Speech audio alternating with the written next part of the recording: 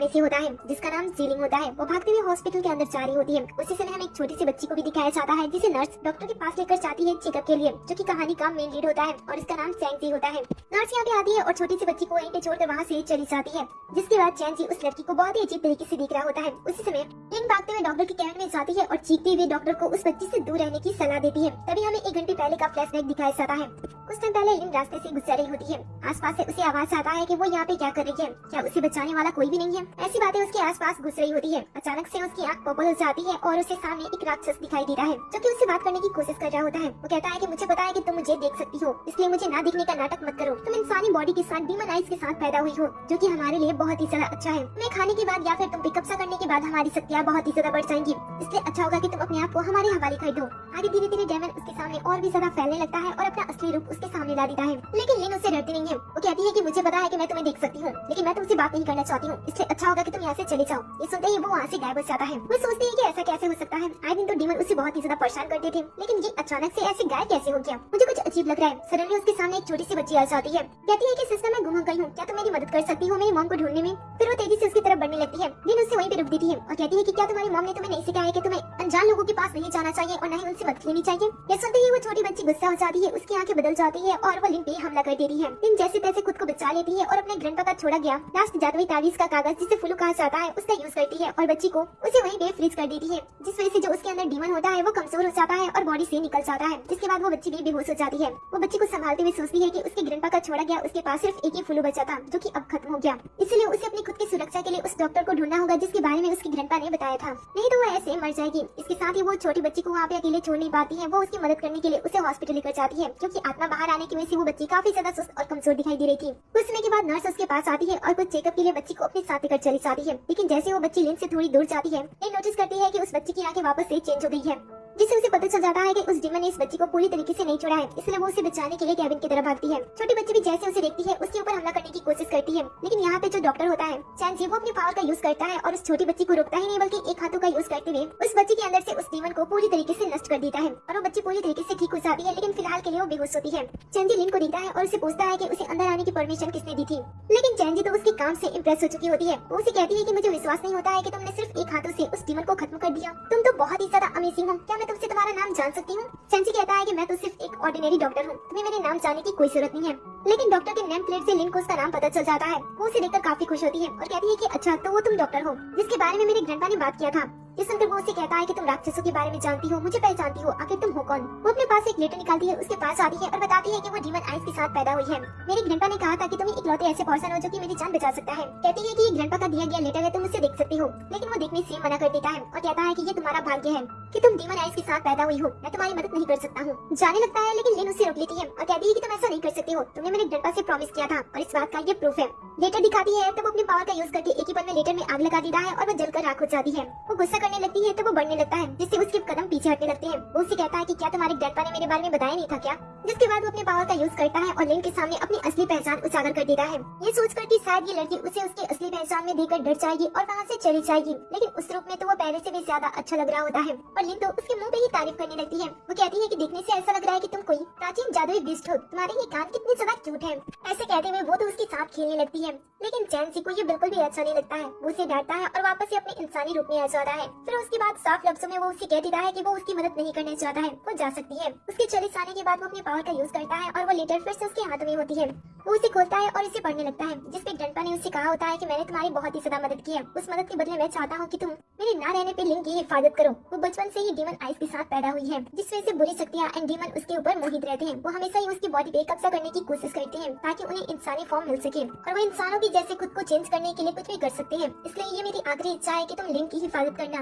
लेकिन Chang letter पढ़ने के बावजूद भी लिन की मदद करने से मना कर देता है। फिर अपने हाथ की कलाई देखता है और कहता है कि मैं तो अपनी किस्मत को ही कंट्रोल नहीं कर सकता हूँ, तो आखिर मैं दूसरों की हिफाजत कैसे कर सकता हूँ? ऐसे कहते हुए वो खुद की प्रॉब्लम के बारे में बात करने लगता है। पता चलता है कि उसे अनंत काल तक मतलब कि हमेशा जिंदा रहने का अभिशाप मिला था, जो कि ये उसकी सजा होती है और वो इतनी लंबी जिंदगी जीकर थक चुका होता है। इसलिए वो उस पवित्र लड़की को ढूंढ रहा होता है जिसके मिलने से वो इस चीज से आजाद हो जाए और साथ ही उसके साथ हुए 1000 साल पहले उस इंसिडेंट के बारे में सोचने लगता है। 1000 साल पहले उसके बाहों में कोई लड़की अपनी आखिरी सांसें ले रही होती है और वो अपनी पावर का यूज करते हुए चैंग के लिए एक जादुई कड़ा बनाती है और कहती है कि इससे उसकी जीवन शक्तियाँ दब सकती हैं। फिर वो उसे जिंदगी में आगे बढ़ने के लिए और अपनी खुशियों को ढूंढने के लिए कहती है और उसकी बाहों में अपना दम तोड़ देती है। फिलहाल के लिए इस लड़की के बारे में नहीं बताया जाता है कि ये कौन है और न ही इसका चेहरा ठीक से दिखाया जाता है। इसके बाद हम जैंग सी को इमॉर्टल की दुनिया में देखते हैं। वहाँ के एक इमॉर्टल उसके ऊपर बहुत ही ज्यादा गुस्सा होते हैं, अपने पावर का यूज करते हैं और उसके हाथ में बंधी हुई गाड़ी को एक श्राप के रूप में बदल देती है और उसे अनंत काल तक जीवित रहने का श्राप देती है। वो कहते हैं कि मैं बड़े देवताओं की तरफ से तुम्हें श्राप देता हूँ, क्योंकि तुम्हारी वजह से तुम्हारे बाहों में पड़ी हुई इमॉर्टल की जान चली गई है, इसलिए तुम्हें अनंत काल तक अकेला रहना होगा।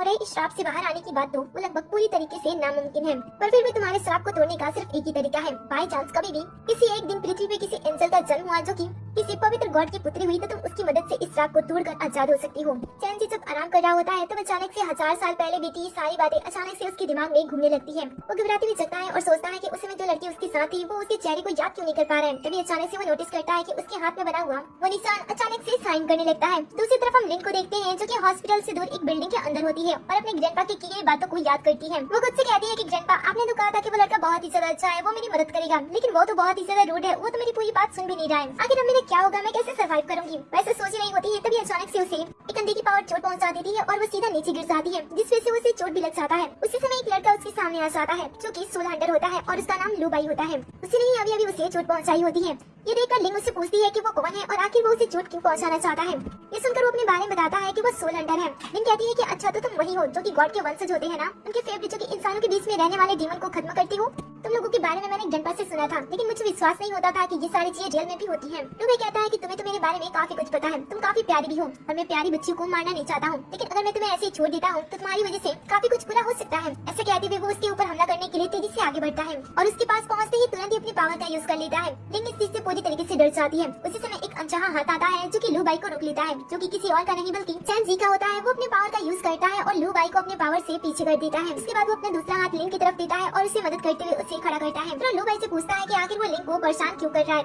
ये सुनकर लिंग कहती है कि क्या तुम एक दूसरे को जानते हो। चैन जी कहता है कि हाँ, मैं उसे बहुत ही अच्छी तरीके से जानता हूँ। वो सोल हंटर कबीले से है और वो राक्षसों को खत्म करते हैं, लेकिन मैं तुमसे ये पूछना चाहता हूँ कि तुम एक छोटी सी प्यारी बच्ची को आखिर क्यों नुकसान पहुँचाना चाहते हो। लू बाई कहता है कि क्योंकि उसके पास बहुत ही स्ट्रॉन्ग ऑरा है, जिस वजह से मॉन्स्टर एंड बुरी चीजें यहाँ पे आने की कोशिश कर रही हैं, इसलिए उसे ना चाहते हुए खत्म होना ही पड़ेगा। जिसके बाद वो उसे नुकसान पहुँचाने के लिए आगे बढ़ता है, लेकिन चैन जी बीच में आकर खड़ा हो जाता है। लू बाई उसे कहता है कि तुम्हें पता है ना कि तुम मुझे नहीं रोक सकते हो, मेरे और तुम्हारे कबीले के बीच में अनुबंध है, क्या हम दोनों को एक दूसरे के रास्ते में बिल्कुल भी नहीं आना है। 1000 सालों से ये चीजें हो रही है, क्या इस लड़की के लिए तुम इस चीज को तोड़ना चाहते हो। कहीं ऐसा तो नहीं है कि ये वही लड़की है जिसे तुम काफी समय से ढूंढ रहे थे, वो angel, falling daughter of God. ये सुनकर लिंग कहती है कि आखिर ये क्या होता है। चैन जी उसे टपली मारता है और उसे उस लड़की से बात करने से मना करता है। फिर वो लू बाई की तरफ बढ़ता है, लेकिन लू बाई उसे रोक देता है और कहता है कि देखो, मैं तुम्हारे रास्ते में नहीं आना चाहता हूँ, मुझे पता है कि तुम मुझसे ज्यादा ताकतवर हो, इसलिए मैं तुम्हारे सामने लड़ना नहीं चाहता हूँ। इसके बाद वो लिंग से कहता है कि ओए लड़की, तुम्हें क्या लगता है कि तुम हमेशा बच सकती हो, एक ना एक दिन अकेले तो तुम जरूर मिलोगी और इसके बाद मैं तुम्हें खत्म कर दूंगा। ऐसे कहते हुए वो वहाँ से चला जाता है। उसके जाते ही चैन जी नोटिस करता है कि लू बाई के साथ मुकाबला करने की वजह से घायल हो चुका है। लिंग इस चीज को देखती है और वो उसकी फिक्र करने लगती है,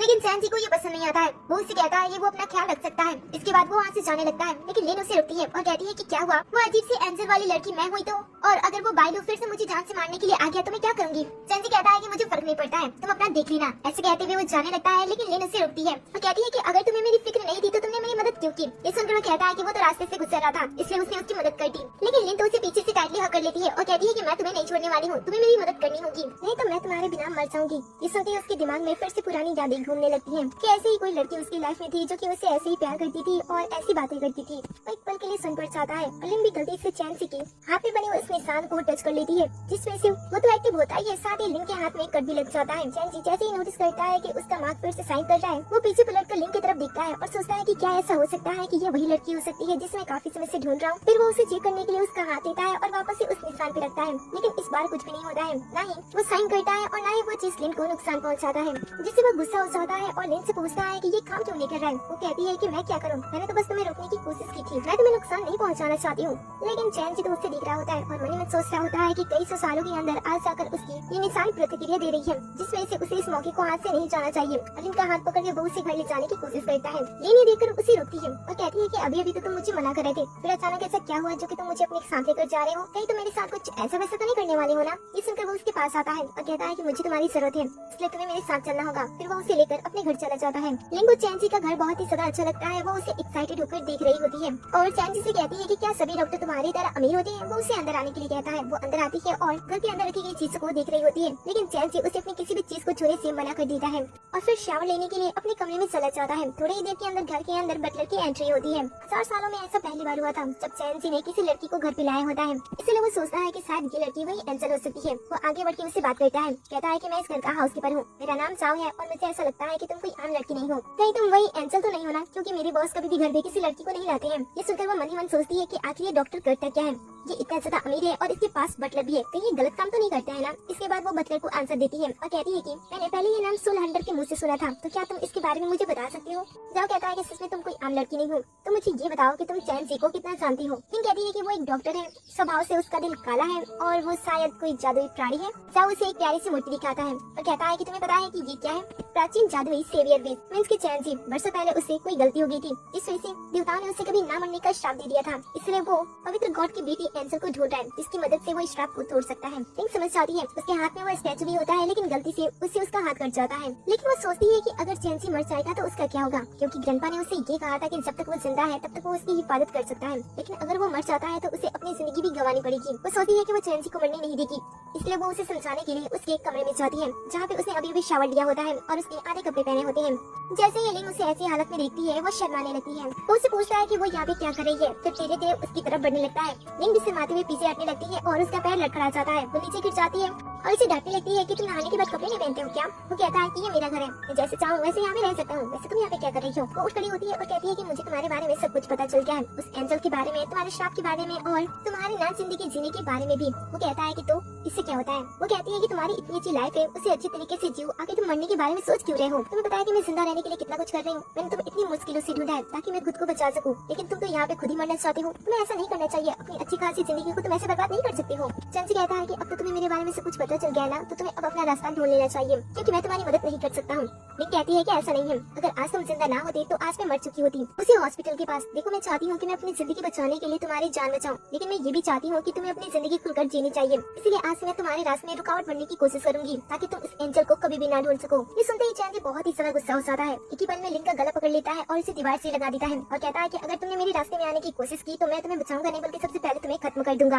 लिंग उसे समझाती है कि वो बाकी बुरे लोगों की तरह बिल्कुल भी नहीं है, वो अच्छा है, इसलिए वो अपनी जिंदगी बर्बाद ना करे, लेकिन वो उसकी बातें नहीं सुनता है। उसी समय अचानक से उसके हाथ पे कड़ी की मदद से टैटू बना होता है। वो अचानक से साइन करने लगता है और देखते ही देखते उसके हाथ से एक जादुई रस्सी लिंग की बॉडी में जाने लगती है और बहुत सारा पावर उसके अंदर अचानक से जाने लगता है, जिससे लिंग को तकलीफ होती है, लेकिन कुछ समय के बाद सभी चीजें नॉर्मल हो जाती हैं। चैंसी ये देखकर परेशान हो जाता है और वो तुरंत ही लिंग को चेक करता है, जहाँ पे उसे उसकी बॉडी पे वही मार्क मिलता है जो कि इस बात का सबूत होता है कि ये पवित्र भगवान की बेटी है। इसका मतलब है कि ये वही एंजल है जिसे वो काफी समय से ढूंढ रहा था। लेकिन उसे ऐसा करने की वजह से लिंग को बहुत ही ज्यादा गुस्सा आता है। वो उसे थप्पड़ मार देती है क्योंकि उसे ऐसा लग रहा होता है कि वो उसके साथ बदतमीजी कर रहा है। चैंसी कहता है कि फाइनली इतने लंबे समय के इंतजार के बाद मैंने तुम्हें ढूंढ लिया, तुम वही एंजल हो। लेकिन लिंग को इस बात पे भरोसा नहीं होता है। वो उसे कहती है कि तुम्हें गलत लग रहा है। चैंसी उसे समझाता है कि वो गलत नहीं हो सकता है। अचानक से जिस तरीके से उसकी बॉडी पे निशान बना वो इस बात का सबूत है कि वही वो एंजल है जो कि उसे उसके श्राप से आजाद कर सकती है। वो उसे खुद को आजाद करने के लिए कहता है, लेकिन वो मना कर देती है और कहती है कि अगर मैं एंजल हुई भी तो मैं तुम्हारी मदद बिल्कुल भी नहीं करूंगी, क्योंकि मैं चाहती हूँ कि तुम हमेशा जिंदा रहो। चैंसी कहता है कि अभी अभी जो मैंने तुम्हारे साथ किया ऐसा लगता है कि वो तुम्हारे लिए बहुत ही ज्यादा कम था, लेकिन अगर तुम मुझे मारना चाहती हो तो मार सकती हो, लेकिन साथ ही इस बात को याद रखना कि मेरी मर जाने के बाद दूसरा ऐसा कोई भी नहीं होगा जो तुम्हारी मदद कर सके और तुम्हें तुम्हारे श्राप से बाहर निकाल सके। अब चैंसी के पास कोई भी रास्ता नहीं होता है, इसलिए वो उसे कहता है कि आखिर तुम मुझसे चाहती क्या हो। लिंग कहती है कि मैं जिंदा रहना चाहती हूँ, इसलिए मैं चाहती हूँ कि मेरे पास जो डीमन आइस है वो खत्म हो जाए, जिसके बाद मैं एक सामान्य इंसान की तरह जीवन जी सकूँ। उसके बाद मैं तुम्हारे श्राप को तोड़ने में तुम्हारी मदद करूंगी। चैंसी कहता है कि ठीक है, मैं भी वादा करता हूँ कि जब तक तुम्हारी आंखें ठीक नहीं हो जाती है तब तक मैं तुम्हारी हिफाजत करूंगा। अब फिलहाल के लिए तो इनके पास कोई भी एग्रीमेंट नहीं होता है, इसलिए लिंग उसके साथ पिंक की प्रॉमिस कर लेती है। साथ ही वो चैंसी से कहती है कि उसके पास रहने की कोई जगह नहीं है, तो अब से वो यहीं पे रहेगी। चैंसी बिना कोई क्वेश्चन किए उसकी सारी बातें मान लेता है क्योंकि उसके पास कोई दूसरा रास्ता नहीं था। नेक्स्ट टाइम मॉर्निंग का सीन दिखाया जाता है। लिंग ने चैंसी के लिए बड़े प्यार से ब्रेकफास्ट बनाया होता है। वो भी जाओ से पूछ करके उसे क्या पसंद है। फिर वो उसके साथ नाश्ता करने के लिए उसे बुलाती है, लेकिन वो खाने से मना कर देता है। वो बताती है कि वो उसकी फेवरेट डिश है, लेकिन वो फिर भी खाने से मना कर देता है और बुक्स लेकर पढ़ने बैठ जाता है।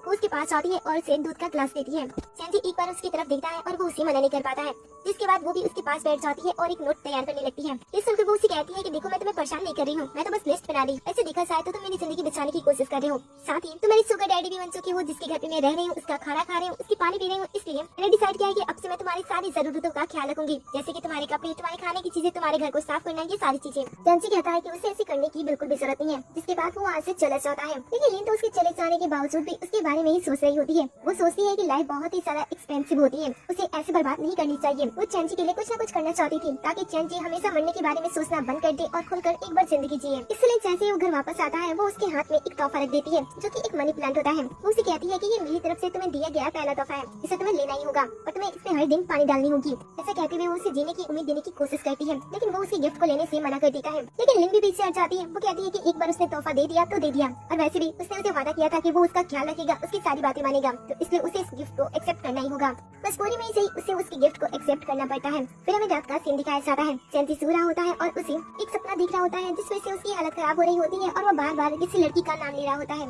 वहीं दूसरी तरफ लिन भी सो नहीं पा रही होती है, इसलिए वो पानी पीने के लिए बाहर आती है और चैंसी के बारे में सोच रही होती है। उसी समय चैंसी की चीखती हुई आवाज उसे सुनाई देती है। दूसरी तरफ हम चैंसी को देखते हैं। जब वो सो रहा होता है तब उसे वही फिर से सपना आता है। सपने में वही लड़की होती है जिसने पीछे से उसे टाइटली हक किया होता है। इस बार वो उसका चेहरा देख पाता है। वो एक मॉडल होती है जो कि मरते हुए उसे कह रही होती है कि उसे अपनी खुशियों के साथ जीना चाहिए, और फिर वो उसके बाहों में अपना दम तोड़ देती है। इस वजह से वो जोर से चीखने लगता है। लिन को जैसे ही उसकी चीखती हुई आवाज सुनाई देती है, वो भागते हुए उसके पास आती है और उसे होश में लाने की कोशिश करती है। चैंसी भी गलती से उसका हाथ पकड़ लेता है और जोर से प्रेस करते हुए सपने से बाहर आ जाता है। फिर जब वो रिलैक्स होता है तो वो उससे पूछता है कि वो यहाँ पे क्या कर रही है। वो बताती है कि वो पानी पीने के लिए आई थी और तभी उसने उसकी चीखती हुई आवाज सुनी और इसलिए वो यहाँ पे आ गई। फिर वो उससे पूछती है कि तुमने ऐसा कौन सा सपना देख लिया था, वैसे तुम सपने में किसी का नाम ले रहे थे, आखिर वो कौन है। वो उसके बारे में जानने की कोशिश करती है, लेकिन वो उससे मना कर देता है कुछ भी बताने से और उसे वहाँ से चले जाने के लिए कहता है। वो उसकी फिक्र कर रही होती है तो वो गुस्से में वहाँ से उसे चले जाने के लिए कहता है। चैंसी ने उसका दिया हुआ मनी प्लांट अपने पास रखा है, तब उसे काफी ज्यादा खुशी होती है। लिन भी उससे बहस नहीं करती है, चुपचाप वहाँ से जाने लगती है। आगे वो फिर से चैंसी का दिल जीतने की कोशिश करती है, जिसके लिए वो आज फिर से उसके लिए खाना बनाती है और आज तो वो उसके लिए टिफिन देने के लिए हॉस्पिटल में भी चली जाती है। जहाँ पे वो चैंसी को उसी छोटी बच्ची के साथ देखती है, जो कि अपने पावर का यूज करते हुए उसे खत्म करने की कोशिश कर रहा होता है। ये देखकर वो घबरा जाती है और तुरंत ही अंदर जाकर उसे रोकती है। वो उससे पूछती है कि आखिर वो ऐसा क्यों कर रहा था।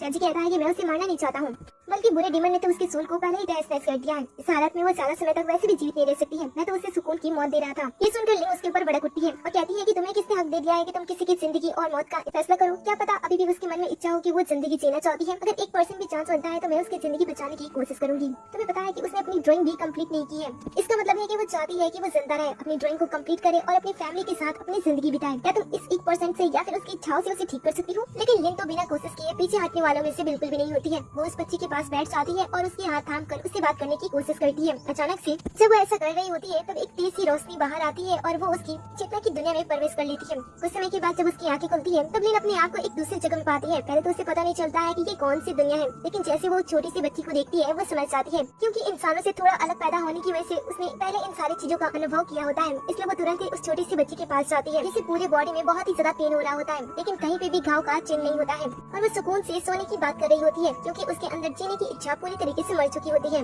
लीना उस समय उस बच्ची के पास एक एंजल की तरह पहुंचती है, उसके अंदर जीने के लिए मोटिवेट करती है और उसकी ड्राइंग को पूरा करने के लिए कहती है और कहती है कि तुम्हारा ड्राइंग पूरा नहीं हुआ है, इसलिए तुम सो नहीं सकती हो, तुम्हें जाग जाना चाहिए। ऐसे कई सारी बातों से वो उसे मोटिवेट करती है और कहती है कि तुम्हारे परिवार वाले तुम्हारा इंतजार कर रहे हैं। परिवार के प्यार को महसूस करते हुए वो छोटी बच्ची उसकी बातें मान लेती है और थोड़ी ही देर के अंदर वो फिर से ठीक होने लगती है। ऐसा होने पे लिन भी उस दुनिया से अचानक से बाहर आ जाती है। सब कुछ वापस से नॉर्मल होने लगता है, लेकिन चैंसी लिन को बाहर ले जाने के बाद उसे डांटता है और कहता है कि उसे ऐसा नहीं करना चाहिए। थोड़ी सी शक्तियाँ पास में होने से वो क्या समझती है कि वो किसी की भी जान बचा सकती है और कहीं पे भी जा सकती है। दरअसल उसे जाने अनजाने में उसकी फिक्र हो रही थी, इसलिए वो उसे डांट रहा होता है और कहता है कि तुम्हें दूसरों की जिंदगी बचाने के लिए उनके बीच में इंटरफेयर करने की कोई जरूरत नहीं है। ये सुनकर वो उसे कहती है कि जब तुम जीना नहीं चाहती हो तो तुम्हें क्या लगता है कि मैं बाकियों को भी ऐसे ही मरते हुए दिखती रहूं?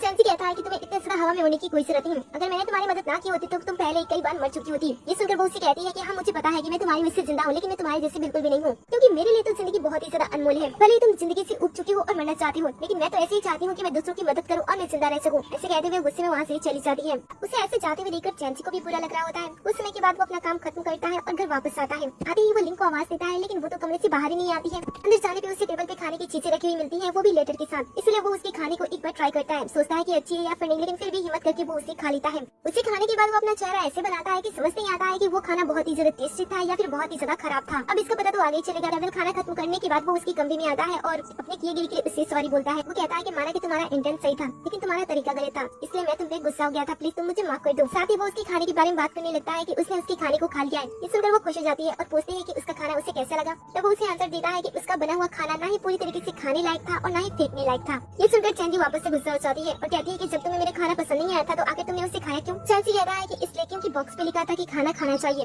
इससे आपको ताकत मिलती है। इसके बाद वो उसके पास आता है, फिर से सॉरी बोलता है कि उसने उसके साथ गलत किया था। इंसानों की जिंदगी बहुत ही अनमोल होती है, इसलिए क्या वो उसे माफ कर सकती है? लिंक कहती है कि मैं तुम्हें माफ कर सकती हूँ, लेकिन उसके लिए तुम्हें मेरे लिए कुछ करना होगा। वो पूछता है कि क्या करना है, तो वो कहता है मेरे लिए ताले तोड़ कर लेकर आओ। ये सुनकर तो वो कुछ नहीं कहता है, चुपचाप वहाँ से चला जाता है। वो सोचती है कि मैं तो बस उससे मजाक कर रही थी, इतना ज्यादा रूड होने की क्या जरूरत थी। अगले सीन में हम लू भाई को देखते हैं जो कि अपने बॉस से मिलता है। उसके बॉस पूछते हैं कि क्या उनका दिया हुआ काम कंप्लीट हो गया, तब वो मना कर देता है। वो कहता है कि मैं उस लड़की को कत्ल करने ही वाला था, लेकिन अचानक से बीच में चैंसी आ गया। बॉस कहता है कि अगर ऐसी बात है तो वो लड़की कोई आम लड़की नहीं हो सकती है। नहीं, ये लड़की वही एंजल तो नहीं, मैं उस लड़की को चाहता हूँ, इसलिए तुम्हें मेरे लिए उस लड़की को अब यहाँ लाना होगा। लू भाई उसकी बात मान लेता है।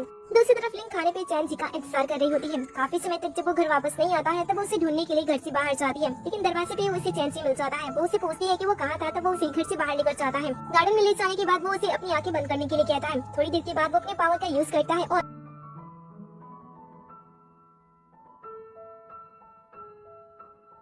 अपने पावर की मदद से पूरी सी गैलेक्सी बनाता है और उसे एक जादुई बॉल के अंदर कैद करते हुए उसे दे देता है। कहता है कि भले रियल तारे को तोड़कर मैं तुम्हारे हाथों में ना सौंप सकूं, लेकिन मैं तुम्हारे हाथों में कुछ ऐसी चीजें सौंप सकता हूं जो कि तुम्हारे चेहरे पे मुस्कान ला सकती है। तो क्या तुम्हें ये पसंद आया और इसे लेने के बाद तुम मुझे माफ कर सकती हो? लिन को उसका दिया हुआ तोहफा बहुत ही ज्यादा पसंद आता है। वो उसे पूछती है कि क्या तुम इसी चीज को बनाने के लिए पूरे टाइम घर से बाहर थी? तब वो हमें जवाब देता है। अब इतना प्यारा गिफ्ट मिलने के बाद लिन भी चैंसी से माफी मांग लेती है, क्योंकि उसे भी पता होता है कि उसने उसके साथ थोड़ा ज्यादा ही कर दिया था। साथ ही वो उसे कहती है कि तुमने मेरी लाइफ का सबसे प्यारा गिफ्ट दिया है। जिसके बाद दोनों एक दूसरे को देखती है और दिल से मुस्कुराते हैं। सुबह में जब वो उठती है तो वो सोचती है कि वो लड़का दिखने से इतना ज्यादा ठंडा दिखाई देता है, लेकिन वो दिल से बहुत ही ज्यादा अच्छा है, इसलिए मुझे भी उसके लिए कुछ अच्छा करना चाहिए। इसके बाद वो उसके लिए कुकिंग करती है और अपने हाथ से बना हुआ एक नया डिश उसके सामने प्रेजेंट करती है। वो उसकी हालत देखता है और कहता है कि क्या मुझे इसे खाना होगा? कहती है कि सीरियसली ये बहुत ही ज्यादा अच्छा है, तुम इसे ट्राई कर सकती हो। वैसे तुम इस बुक में क्या देख रहे हो? वो बताता है कि वो उसके ही कंडीशन के बारे में जानने की कोशिश करता है कि आखिर वो उसकी किस तरीके से मदद कर सकता है। वो कहती है कि ठीक है, मैं भी तुम्हारी मदद करती हूँ। इसके बाद वो भी सेल से कुछ बुक लेने के लिए आगे बढ़ती है, जहाँ पे उसे पुरानी कुछ पेपर मिलती है, जिसमें वो एक लड़की की तस्वीर देखती है जिसका चेहरा कंप्लीट नहीं हुआ होता है। वो चैंसी को उस तस्वीर को दिखाती है और कहती है कि क्या ये जैंगलिन है? चैंसी उस पर ध्यान न देने के लिए कहता है और तस्वीर लेने के लिए आगे बढ़ता है, लेकिन वो उसे देने से मना कर देती है और कहती है कि इसे तुमने बनाया, एक बार जरा ध्यान से देख तो लेने दो। लेकिन वो उस तस्वीर को उसके हाथ से खींच कर नीचे फेंक देता है, उसके हाथ को पकड़ता है और उसे दीवार से लगा देता है और उसे हिलने से मना करता है। अचानक से इसका ये व्यवहार देखकर लिन की धड़कनें तेज हो जाती है। तभी अचानक से दरवाजे पे कोई नॉक करता है और वह तुरंत ही इसका बहाना बनाते हुए वहाँ से निकल जाती है। फिर जाकर वो दरवाजा खोलती है। सामने दरवाजे पे लू भाई खड़ा होता है, जिसे देखकर वो घबराने लगती है। उसे ऐसा लगता है कि कहीं वो उसे नुकसान न पहुंचा दे, इसलिए उसके कदम पीछे हटने लगते हैं। उसी समय यहाँ पे चैंसी भी आ जाता है और लू भाई से पूछता है कि वो यहाँ पे क्या कर रहा है। वो उससे बात करने की कोशिश करता है, लेकिन चैंसी उसके मुंह पे ही दरवाजा बंद कर देता है। पर कुछ समय की कोशिश के बाद वो फाइनली घर में एंटर हो जाता है। चैंसी ने उसे घर में बुला तो लिया होता है, लेकिन सुबह में बैठते ही वो उसे पहले वार्निंग देता है कि अगर वो यहाँ पे लिंक को परेशान करने के लिए या फिर उसे नुकसान पहुँचाने के लिए आया है तो वो इस बात को ध्यान रखे कि वो यहाँ से जिंदा नहीं जा सकता है। लू भाई कहता है कि हाँ मुझे पता है कि जिस दिन से तुमने इसे अपने घर पे रखा है, इसे आस-पास आना या फिर इससे नुकसान पहुंचाना खुद को मौत की दावत देने जैसा है। वैसे मैं बता दूं कि मैं यहाँ पे किस लिए आया हूँ। जब से ये लड़की यहाँ पे आई है तब से बुरी शक्तियाँ बहुत ही ज्यादा फैलने लगी है, इसीलिए कबीले के नेता ने मुझसे कहा था कि मुझे इसके ऊपर नजर रखना है, इसलिए मैं यहाँ पे हूँ। और मैं तुम्हें बता दूं कि कबीले से मुझे टास्क मिला है कि जब तक ये सभी चीजें ठीक नहीं हो जाती है तब तक मुझे इस लड़की पे नजर रखना होगा, जिसके लिए अब से मैं यही पे रहूंगा। ये सुनकर तो लिंक हैरान हो जाती है, लेकिन चैंसी उसे रहने के लिए मान जाता है। वो कहता है कि तुम यहाँ पे रह सकती हो फॉर डे 1 इसके बेस पे तुम कैलकुलेट कर सकती हो कि 1 महीने का कितना होता है। वैसे तुम्हें एडवांस में 3 महीने की रेंट भी पहले ही देना होगा, वो भी सिक्योरिटी की वजह से। ये सुनकर तो लू भाई के पसीने छूटने लगते हैं। वो कहता है कि क्या तुम्हारे घर पे सोने के बेड है जिसपे तुम सोती हो, ये इतना ज्यादा महंगा क्यों है? ये सुनकर वो कहता है कि अगर तुम इसे अफोर्ड नहीं कर सकती हो तो तुम यहाँ से जा सकती हो। वो उसे वहाँ से निकालने की कोशिश करता है, लेकिन लू भाई उसे कहता है कि उसे पता है कि डीमन आइस को कैसे ठीक किया जाता है। चैंसी कहता है कि जल्दी बताओ। वो बताता है कि उसके कबीले में एक ऐसी बुक है जिसमें इस मेडिसिन के बारे में बताया गया है कि राक्षसी आंख को कैसे ठीक किया जाता है, इसीलिए अगर वो उसे यहाँ पे रहने देता है तो कबीले का नेता उसके ऊपर और भी ज्यादा भरोसा करने लगेगा, जिसकी मदद से वो उस दवा को ला सकता है। ये सुनकर खुश हो जाती है, लेकिन चैंसी कोई भी रिस्पॉन्स नहीं कर रहा होता है। ये देखकर वो अपने हाथ पे लगे हुए चोट को उसे दिखाता है और कहता है कि यहाँ पे काफी सारे राक्षस आना चाहते हैं, जिन्हें रुकने में मेरी ये हालत हो गई है। लिंग उसके जख्म को देखती है और उसके बाद चैंसी से रिक्वेस्ट करती है कि वो उसे यहाँ पे रहने दे। उसके कहने पे वो मान तो जाता है, लेकिन वो लू भाई को वार्न करता है कि अगर उसकी वजह से लिंग को कोई भी प्रॉब्लम हुई या फिर उसने उसे नुकसान पहुँचाने की कोशिश की तो वो उसे खत्म कर देगा। जिसके बाद वो घर के सबसे लास्ट वाला कमरा उसे दे देता है और वहाँ से चला जाता है। वॉशरूम में आने के बाद वो अपने कपड़े निकालता है और सीने पे बनी हुई घाव को देखने लगता है। पता चलता है कि इसके सीने पे जो घाव है वो उसके श्राप से जुड़ा हुआ है, जिसमें कभी कभी अचानक से बहुत ही ज्यादा पेन होना स्टार्ट हो जाता है। आज भी अचानक से उसके सीने में पेन होने लगता है, जिसके बाद हमें अगले दिन का सीन दिखाया जाता है। लिंक चैंसी के लिए बड़े प्यार से खाना बना रही होती है। लू भाई जैसे उसे किचन में देखता है वो उसके पास आता है, वो उसे प्यार से टीज करने लगता है। वो कहता है कि तुम चैंसी के साथ रहती हो, तुम्हें पता है ना वो कितना ज्यादा उबाऊ है, उसके साथ रहने पे तुम बोर नहीं होती हो क्या? ऐसे वो उसके साथ बात करने की कोशिश कर रहा होता है, लेकिन लिंक को बिल्कुल भी अच्छा नहीं लगता है कि कोई चैंजी की इंसल्ट करे। कई बार तो वो उसके ऊपर बहुत ही ज्यादा गुस्सा हो जाती है और उसे जान से मारने की धमकी भी देती है कि वो चुपचाप यहाँ से चला जाए। वो उसे कहता है कि मैं तो बस तुम्हारे साथ मजाक कर रहा था और बात करने की कोशिश कर रहा था, क्या मैं तुम्हारे खाना बनाने में कुछ मदद कर दूं? लिंग मना करती है, लेकिन फिर भी वो उसकी मदद करता है और उसे छेड़ने लगता है। इन दोनों की ऐसी प्यारी सी नोकझोंक चल रही होती है जहाँ पे लो भाई सीरियस नहीं होता है और उसे मजाक कर रहा होता है। वहीं पे उसके मजाक की वजह से लिंग तो बहुत ही ज्यादा सीरियस हो जाती है और उसे वहाँ से जाने के लिए कहती है। जब ये लोग बात कर रहे होते हैं तभी चैंजी भी फ्रेश होकर आ जाता है। इन दोनों को इतने ज्यादा क्लोज देखकर उसे बिल्कुल भी अच्छा नहीं लगता है और उसे जेलसी होने लगती है, लेकिन वो अपने फीलिंग को अपने चेहरे पे दिखाता नहीं है। और जब लिंग उससे बात करने की कोशिश करती है वो उसे कहता है कि उसे कुछ भी एक्सप्लेन करने की कोई जरूरत नहीं है, वो दोनों अपनी प्यार की बातें ऐसे ही कंटिन्यूअसली रख सकते हैं। इसके बाद वो वहाँ से चला जाता है। लिंग को ये देखकर अच्छा नहीं लगता है क्योंकि वो सुबह से उसके लिए ब्रेकफास्ट रेडी कर रही थी और वो बिना खाए वहाँ से चला गया। उसे इस तरीके से उदास लो बाई दिख रहा होता है और सोचता है कि उसे कुछ भी याद नहीं है। अगले सीन में हम लो बाई को गार्डन की देखभाल करते हुए देखते हैं जहाँ पे वो पेड़ों की छटाई कर रहा होता है। लिंग भी अकेली होती है इसलिए वो उसका साथ देने के लिए चली जाती है, लेकिन लो बाई उसे कोई काम करने नहीं देता है बल्कि अपने पास से एक व्हाइट रोज निकालता है और उसके हाथों में सौंप देता है। वो कहता है कि इस फूल में बहुत ही ज्यादा गंध है प्यारी वाली, इसमें बहुत ही अच्छी स्मेल है, तुम इसे अपने पास रख सकती हो। जिसमें से हमारे बॉडी के अंदर से जो खुशबू बाहर निकलती है जो कि डीमन को अपनी तरफ अट्रैक्ट करती है, वो इसे कुछ समय तक रोक सकती है। वो भी उस फ्लावर को एक्सेप्ट कर लेती है और पहली बार ये दोनों बिना लड़े एक दूसरे से प्यार से बातें कर रहे होते हैं। लिंग बताती है कि उसे फ्लावर्स बहुत ही ज्यादा पसंद थे, इसलिए जब अपने ग्रैंडपा के साथ पहाड़ पे रहती थी तब वो काफी सारे फ्लावर्स लगाया करती थी। ऐसे जब वो बात कर रहे होते हैं तभी लूबाई गलती से लिंग को चोट पहुंचा देता है। भले ही चोट छोटी होती है लेकिन ऐसा होते ही अचानक से वहाँ पे चैंजी आ जाता है और वो लूबाई को तेजी से चोट पहुंचा देता है। वो उसे वार्न करता है कि मैंने तुमसे पहले कहा था तुम इसे चोट नहीं पहुंचा सकती हो, चाहे चोट छोटी ही क्यों न हो। ये देखकर लिंग को काफी अच्छा लगता है कि कोई उसकी इस तरीके से परवाह करता है, लेकिन एक छोटी सी गलतफहमी बड़ी न बन जाए इसलिए वो चैंजी को रोकती है और कहती है कि उसके हाथ में ज्यादा चोट नहीं लगा है और वैसे भी वो उसे नुकसान नहीं पहुंचा रहा था, ये सारी चीजें तो गलती से हो गई। लूबाई उसे कहता है कि अगर उसे मारना होता तो वो कब का उसे मार सकता था, लेकिन वो उसे मारना नहीं चाहता है। अब धीरे धीरे गलतफहमी और भी ज्यादा बढ़ने लगती है, इसलिए लिंग दोनों को शांत करती है और चैंजी को फिर से समझाती है कि लूबाई उसे नुकसान नहीं पहुंचा रहा था, ये सिर्फ एक गलतफहमी थी। साथ ही वो उसे थैंक्स भी बोलती है कि वो इस तरीके से उसकी परवाह करता है। अचानक से चैंजी के सीने में पेन होने लगता है और वो भागते हुए कमरे के अंदर चला जाता है। लिंग को भी ये देखकर बेचैनी हो जाती है और वो भी उसके पीछे पीछे उसके कमरे तक पहुंच जाती है और वो उसके चेस्ट को देखने की कोशिश करती है कि कहीं उसे चोट तो नहीं लगी है ना। चैंजी मना करता है लेकिन वो उसे ज्यादा देर तक दूर नहीं रह पाता है, बार बार कोशिश तो करता है लेकिन कोई फायदा नहीं होता है। लिंग उसके शर्ट के बटन सारे खोल देती है और जैसे उसके सामने उसके चेस्ट पे वो बड़ा सा घाव दिखाई देता है वो सुन पड़ जाती है। कहती है कि इतने बड़े घाव को तुमने ऐसे ही खुला छोड़ दिया, तुम्हें बिल्कुल भी डर नहीं लगता है। चैंजी कहता है कि ये कोई बड़ी बात नहीं है, लेकिन वो उसे बेड पे बैठा देती है, मेडिसिन बॉक्स लेकर आती है और उसमें मेडिसिन लगाती है। कहती है कि तुमने मेरी कई बार जान बचाई है, मेरा ध्यान रखा है, इसलिए मेरी रिस्पॉन्सिबिलिटी बनती है कि मैं भी तुम्हारा ध्यान रखूं। चैंजी बताता है कि क्योंकि वो उसकी परवाह करता है और उसकी लाइफ में ऐसा कोई भी नहीं है जो उसकी परवाह करे, इसलिए छोटे मोटे घाव से उसे कोई भी फर्क नहीं पड़ता है। लेकिन तुरंत उससे कहती है कि ऐसा कैसे कह सकते हो, मुझे तुम्हारी परवाह है। वो उसे देखने लगता है तो वो बात को टाल देती है और कहती है कि तुमने मेरी जान बचाई है और फ्यूचर में भी मुझे तुम्हारी जरूरत है, इसलिए मुझे तुम्हारी परवाह है और आइंदा से अब तुम अपने आप को कभी भी चोट मत पहुंचा लेना और ऐसे घाव को तो बिल्कुल भी ओपन मत छोड़ना क्योंकि इससे इंफेक्शन हो जाएगा। चैंजी प्यार से उसकी सारी बातें सुन रहा होता है और हंसते हुए कह रहा होता है कि अब से वो उसकी सारी बातें सुनेगा। उसे इस तरीके से फर्स्ट टाइम मुस्कुराते हुए देखकर तो लिंग उसके ऊपर अपना दिल ही हार बैठती है और कहती है कि तुम्हारी स्माइल तो सच में बहुत ही ज्यादा प्यारी है। थोड़ी देर के अंदर उसे रियलाइज होता है कि उसने क्या कह दिया। तुरंत ही बात को चेंज करने के लिए वो उसे कहती है कि कल से वो काम पे जा रही है। चैंजी पूछता है कि क्यों? वो कहती है कि वो हमेशा तो उसके ऊपर निर्भर नहीं रह सकती है ना, मुझे पैसे कमाने हैं ताकि मैं यहाँ का खर्च उठा सकूं और साथ ही अपनी जिम्मेदारियों को भी समझ सकूं। ये सुनकर वो कहता है कि ठीक है, अगर तुम काम करना चाहती हो तो कोई प्रॉब्लम नहीं है, मैंने पहले तुम्हारे ऊपर एक सुरक्षा कवच लगा दिया है जिससे जब भी कोई परेशानी तुम्हारे ऊपर आएगी मुझे इसके बारे में पता चल जाएगा। लिंग कहती है कि ठीक है, वैसे मैं एक फ्लावर शॉप पे काम करने वाली हूँ क्योंकि मैंने ग्रैंडपा के साथ पहाड़ों पे पेड़ पौधों के बारे में जाना था तो यहाँ पे काम करना मेरे लिए इजी हो जाएगा। इसके बाद वो फिर से अपना काम करने लगती है। उसे ऐसे बात करते हुए देखकर वो सोचता है कि उसे काम सच में करना चाहिए क्योंकि उसके चले जाने के बाद उसका कौन ही ख्याल रखेगा। अगले दिन हम लिंग को फ्लावर शॉप में काम करते हुए देखते हैं जहाँ पे वो एक बुके बना रही होती है, लेकिन वो अच्छे तरीके से इस काम को नहीं कर पा रही होती है। उसी शॉप पे एक और काम करती हुई लड़की होती है जिसका नाम वही होता है। जब वो देखती है कि लिंग अपना काम अच्छे तरीके से नहीं कर पा रही है तो वो उसके पास आती है और उसकी मदद करती है। साथ ही वो अपनी छोटी सी स्टोरी उसके साथ शेयर करती है। वो कहती है कि तुम्हें देखकर मुझे ऐसा लगता है कि मैं खुद को देख रही हूँ क्योंकि जब मैं छोटी थी तब लोग मुझे बहुत अजीब तरीके से देखते थे। उन्हें ऐसा लगता था कि मैं वहाँ भी हूँ ही नहीं। लोगों की भीड़ में होने के बावजूद भी मुझे अकेलेपन का सामना करना पड़ता था, इसलिए तुम्हें देखकर मुझे ऐसा लग रहा है कि मैं खुद को देख रही हूँ और तुमसे बात करके मुझे काफी अच्छा लग रहा है। ये सुनकर लिंग को भी काफी अच्छा लगता है क्योंकि वो भी उसकी ही तरह थी। दोनों के बीच में बातचीत होती है और दोनों पहले ही दिन एक अच्छी दोस्त बन जाती है। उसी समय वहाँ पे चैंजी भी आ जाता है लिंग को घर ले जाने के लिए। चैंजी जब उसके साथ जाने वाली होती है तब वे उसी बुके को उसके हवाले कर देती है और कहती है कि ये तुम्हारी तरह बहुत ही ज्यादा सुंदर है। इनको अच्छा लगता है और वो उस बुके के साथ चैंजी के साथ वहाँ से चली जाती है। उससे जाते हुए वे देख रही होती है और कहती है ये फाइल मैंने तुम्हें ढूंढ लिया। इसकी आंखों को देखकर ऐसा लगता है कि इसके इरादे बिल्कुल भी सही नहीं है। वहीं दूसरी तरफ जो चैंजी होता है वो वही के दिए हुए बुके को डस्टबिन में ले जाकर फेंक देता है और वही से दूर रहने की सलाह उसे देता है। लिंग को ये अच्छा नहीं लगता है, वो उससे पूछती है कि तुमने ऐसा क्यों किया। चैंजी कहता है कि उस फ्लावर से बुरी शक्तियों की आवाज आ रही थी इसलिए मैंने उसे फेंक दिया और वैसे भी तुम उस लड़की से दूर रहो, मुझे वो लड़की बिल्कुल भी सही नहीं लगती है। ये सुनकर लिंग कहती है कि अगर सच में ऐसा होता तो उसकी आंखें इसके बारे में बता देती, लेकिन ऐसा नहीं हुआ। इसका मतलब है कि शायद वो बुरी शक्तियों के संपर्क में आ गई है। चैंजी इस बारे में उससे कुछ नहीं कहता है। वो कहता है कि कल से मैं ही तुम्हें काम पे छोड़ने के लिए आऊंगा और मेरे साथ कि तुम घर वापस जाओगी। जिसके बाद वो वहाँ से चला जाता है। घर आने के बाद रात में जब वो सो रही होती है तब उसके दिमाग में उसकी बातें घूम रही होती है। वो सोचती है कि आखिर वो ऐसी बातें क्यों करता है। उसी वक्त उसके फोन पे वेई का वीडियो कॉल आता है, जिससे उसे पता चलता है कि इस समय वेई के पीछे कोई राक्षस लगा है और फोन कट जाता है। इन परेशानी से आती है क्योंकि वो अपनी इकलौती दोस्त की मदद करना चाहती थी। सोचती है कि क्या इन सारी चीजों में उसे चैंसी की मदद लेनी चाहिए। फिर वो सोचती है कि उसके अभी जख्म पूरी तरीके से ठीक नहीं हुए हैं, इसीलिए वो अकेले अपने दोस्त की मदद करने के लिए निकल जाती है। उस तरफ जाने के रास्ते पे उसकी दोस्त उसके सामने बेहोश पड़ी दिखाई देती है। वो उसे होश में लाने की कोशिश करती है। अचानक से वेई अपनी आंखें खोलती है और कहती है कि तुम तो काफी पहले आ गई। वह हंसते हुए उसकी तरफ पलटती है। उसके चेहरे और उसकी बदलती हुई आंखों को देखकर इन समझ आती है कि इसके ऊपर किसी बुरी शक्ति ने कब्जा करने की कोशिश की है। वो उसकी मदद करने के लिए अपने पास से एक ताबीज निकालती है,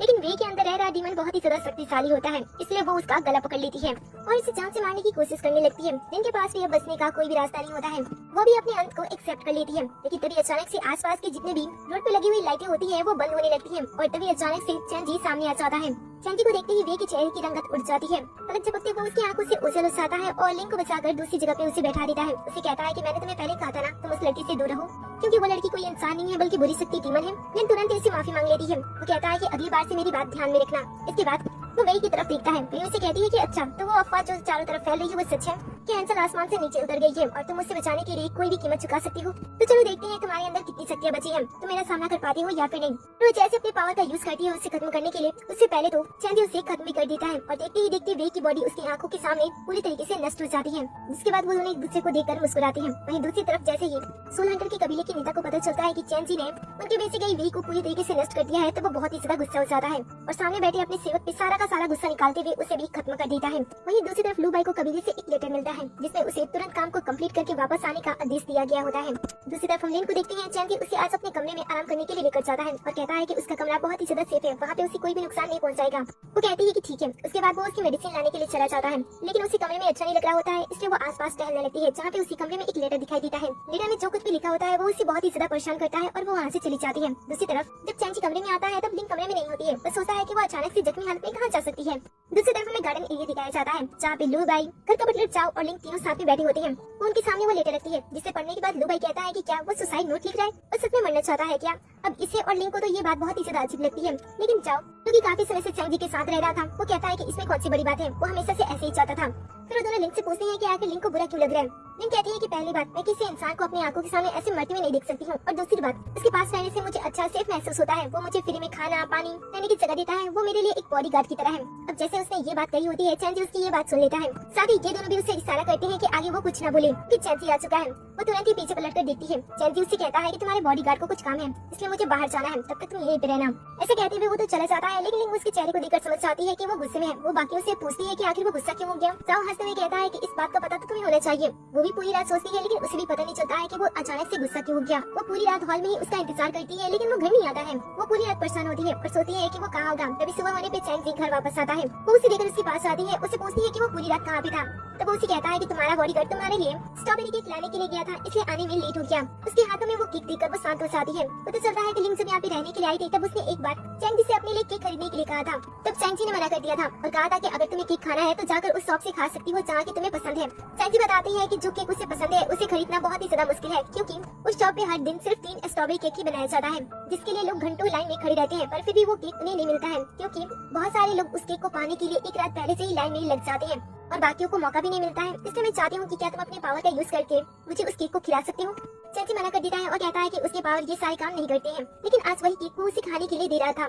लिन समझ आती है कि वो उसके केक को खरीदने के लिए पूरी रात लाइन में लगा था, जिस वजह से वो पूरी रात घर वापस नहीं आया। वो सोचती है कि आखिर वो ये सारी चीजें क्यों कर रहा है, क्योंकि मन ही मन वो उसे पसंद करने लगी थी उसके स्वभाव, उसके कैरिंग नेचर की वजह से। इसलिए वो नहीं चाहती थी कि वो कभी अपनी जिंदगी को ऐसे ही खत्म करे। बाद में उस केक को खाने के लिए बैठती है। केक उसके सामने तो होता है, लेकिन उसका सारा का सारा ध्यान चैंजी पे होता है। उसे प्यार से घूरी चारी होती है। चैंजी ये देखकर अनकंफर्टेबल होने लगता है और उसे पूछता है कि वो उसे घूर क्यों रही है, उसे केक पसंद नहीं आया क्या। वो केक खाने लगती है और उसे भी खाने के लिए देती है, लेकिन वो मना कर देता है।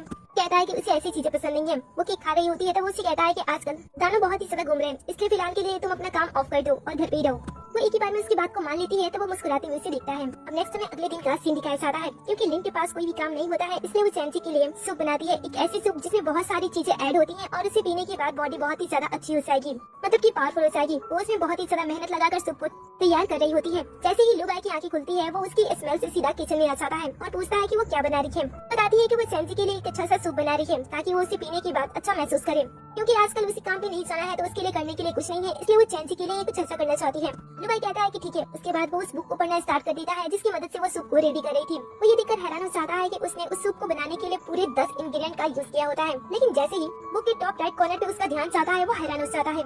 वो लिंक से कहता है कि देखो वो तुम्हारी मदद करता है, लेकिन इस तरीके से तुम्हें उसका फायदा नहीं उठाना चाहिए। तुम्हें पता नहीं है कि वो 1000 सालों का है, तो उसने अपनी लाइफ में बहुत सारी खूबसूरत लड़कियों को देखा होगा, तो इस तरीके से तुम्हें अपनी खूबसूरती बर्बाद नहीं करनी चाहिए। लिंक कहती है कि पागल हो गए हो क्या, तुम्हें भी सूप चाहिए तो लेकर पी लो ना, ऐसी बहकी बहकी बातें क्यों कर रहे हो। लुबाई कहता है कि तुम्हें बिल्कुल भी आइडिया नहीं है कि तुमने कौन सी सूप बनाई है। वो कहती है कि मैंने कौन सी सूप बनाई है। तब वो बुक को दिखाता है और बुक के जो राइट टॉप कॉर्नर पे लिखा होता है उसे देखकर तो उसके पसीने छूटने लगते हैं। असल में इस सूप के अंदर ऐसी ऐसी चीजें शामिल की गई होती हैं जिसे पीने के बाद बॉडी के अंदर गर्मी बहुत ही ज्यादा बढ़ जाती है और इस सूप को पीने के बाद पीने वाले पर्सन के अंदर किसी के साथ इंटीमेट होने की इच्छा बढ़ने लगती है।